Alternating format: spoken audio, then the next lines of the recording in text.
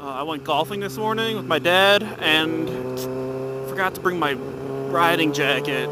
So after golf, I'm on the bike, obviously. I'm on the bike right now and I don't have my jacket, so we're gonna go pick it up. And what sucks is there's like a ton of stupid crazy construction downtown and like the interchanges for everything. So it's gonna make going there and back a pain. MotoTalk, brought to you by yours truly. It is going to be about influences and role models in your life. Yeah, hopefully somebody's gonna get real deep on us. Go, we're looking at you on that one. I wanna watch your video and I wanna cry at the end of it. Yeah, maybe not like a weeping cry, but like at the end of the video, and even though your crazy outro is gonna be going on, I want a single tear to be dripping down my face. Anything short of that, I think it's gonna be a letdown for me. Just for me, not saying it's not gonna be good, it's just gonna be a little bit of a letdown. All right, let's get right into it, shall we? So influences and role models. Now, as far as influences go in your life, obviously, most people have probably gone through good and bad influences in their lives. You know, everybody's got those friends that are probably not the greatest influences, but you know, they're friends, been with you forever, so you know, yeah, you kind of play along a little bit. Now, I feel in college is kind of where the not so good role model phase kind of went, where my freshman year specifically, you know, everybody's, you know, freshman year, you're living on your own, gonna make some choices that aren't smart, you know, but the basement of our dorm was a guy's floor. In a way it worked, it was like a guys, girls, you guys can do the math, yep. So I was on the basement floor, and our floor was actually a little wild, relatively speaking, for the school I went to. I went to a really small school, so our definition of wild is not like a real definition of wild. Anyways, we were the ones that would, you know, be up all night no matter what day of the week, and party all night, doesn't matter what day of the week, and typically on those party nights, really not go to the early morning classes, which I don't recommend doing, but there was definitely like a group of 4 or 5 of us that went that route on a consistent basis. And you know, in hindsight, even then, you know, it wasn't the greatest idea, but you know, we were close, we all had a great time. You only live once, right? That's what the kids say, so that's what we did. The biggest role model and influential person in my life was one of my best friends. His name is Scott. He passed away a couple years ago from cancer. He had first got cancer or diagnosed with cancer when he was 18, 17 or 18, I don't know, our senior year. He was a very religious individual. He was very active in our church. I say our church, it wasn't really my church, it was a church that was, I don't want to say hip, but it was where a lot of kids went and teenagers and stuff like that. I ended up going to their youth group, so he was heavily involved in that church. And you will never see or meet a more positive individual going through the hell that he went through. He was the nicest kid in the world. He brought so many people together, and he had beat cancer, not just once, multiple times, and it looked like it was gone. And it came back, and he had that battle for 5 years. He went to University of Tennessee and had a big impact on individuals up there as well. The amount of people who attended the ceremonies in Illinois was just crazy. Like a huge pack of them drove out. You know, probably, I don't want to give a number, it's inaccurate, but it was over 50 people came out, I think. That'd be my guess. I don't know, I could be wrong. Could be under that. But the point is, there's a ton of people that came out. Oh, and I forgot to fucking get off.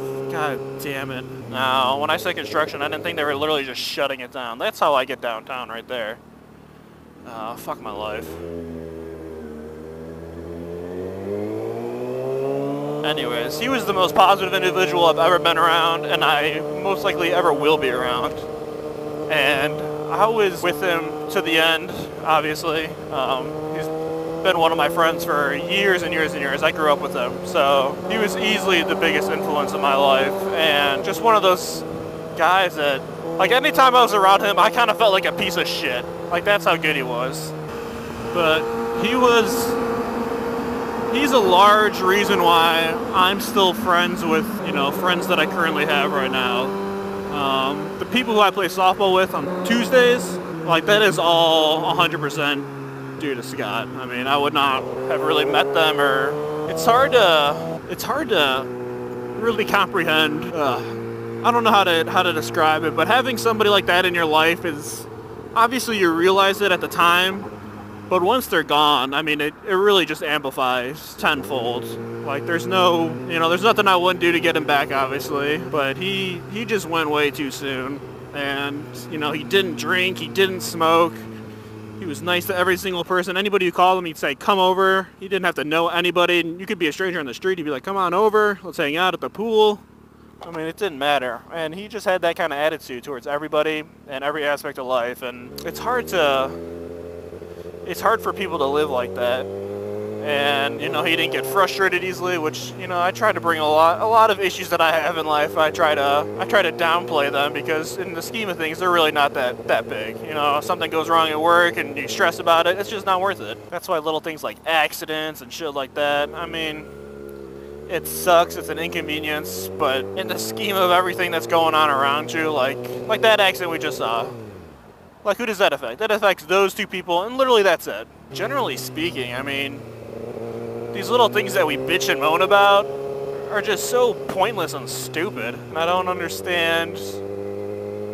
And I try to mimic Scott and how he lived life and everything like that. But, it's difficult to do. Things get under your skin and it's hard to let some stuff go. So I'd love to get people's perspectives on individual role models. Maybe you went through an extremely tough time in your life and, what did you do to get through it? Was there individuals trying to hold you back? Others trying to push you forward? Just anything that you can kind of relate to in this topic. We can even try to expand this influential thing to those who motovlog. So outside of your own personal life, which I definitely want people to hone in on. Don't just use the second portion and be like, oh, that's all I'm going to talk about. No, I want to get the nitty-gritty shit.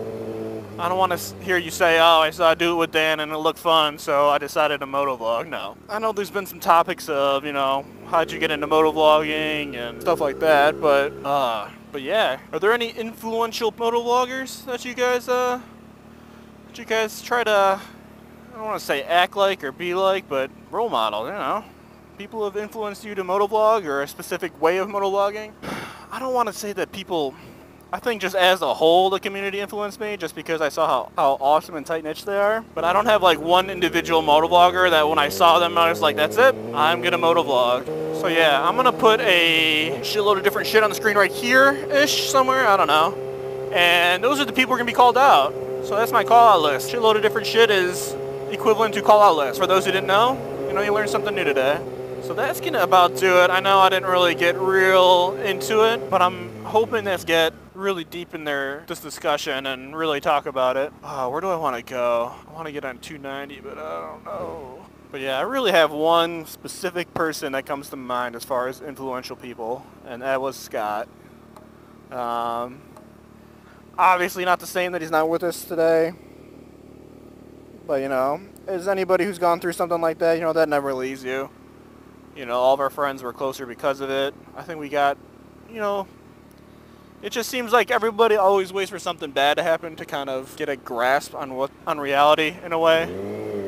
But yeah, things get in the way of your life, and it usually takes a negative event in order to bring people back together for some reason. I don't know why that reason is, but everybody's too busy until something bad happens, and then when something bad happens, people kind of live in this stage of regret, and I wish I did this more with this person or saw this person more and blah blah blah blah blah, instead of sitting at home watching a movie when I said I was busy. I just should have went, and I just feel like everybody waits for something bad to happen like that. And in a sense, obviously had I known, I would have done a lot of things differently.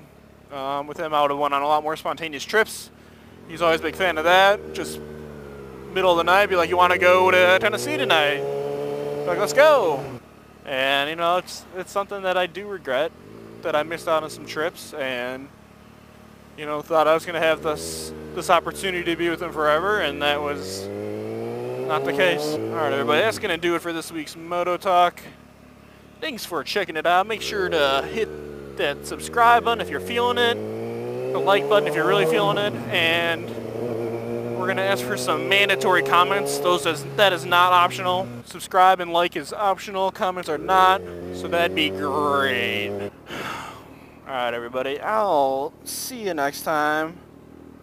Hope you enjoyed this week's topic. You got something to talk about. Everybody should have at least something to say, but time will tell. God, you know what was really nice? Riding without a stupid jacket on. That felt really